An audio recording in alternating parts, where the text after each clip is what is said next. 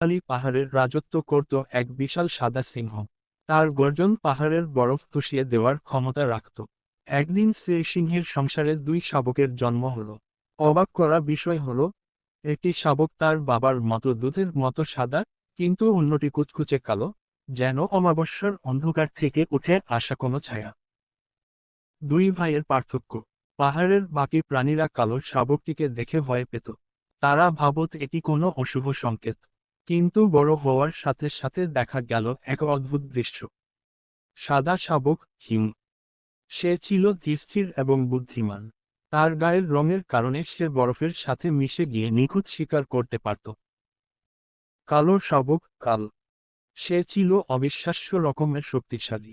তার থাবার এক আঘাতে বিশাল পাথর চূর্ণ হয়ে যেত।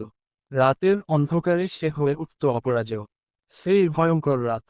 1 বছর পর, পাহাড়ের দখল নিতে আক্রমণ করল একদল হিংস্র হায়না। সংখ্যায় তারা ছিল কয়েকশো। সাদা সিংহ একা তাদের সামলাতে হিমশিম খাচ্ছিল। হিম, সাদা সিংহ, চতুরতার সাথে হায়নাদের এক জায়গায় জড়ো করল, কিন্তু তাদের দমানো যাচ্ছিল না। ঠিক তখন অন্ধকার চিরে বেরিয়ে এল কাল। আগুনের মতো তার চোখ জ্বলছিল। তার গায়ের কালো রং রাতের অন্ধকারে তাকে অদৃশ্য করে দিয়েছিল।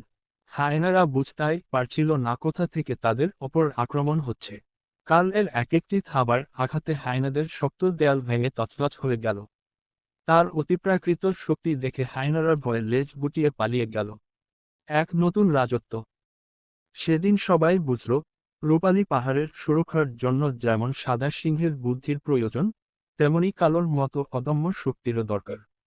সাদা সিংহটি তার দুই সন্তানকে দুই পাশে নিয়ে গর্বিতভাবে দাঁড়াল। শিক্ষা। ভিন্নতা কোনো দুর্বলতা নয়, বরং সঠিক সময়ে সেই ভিন্নতাই হয়ে ওঠে সবচেয়ে বড় শক্তি।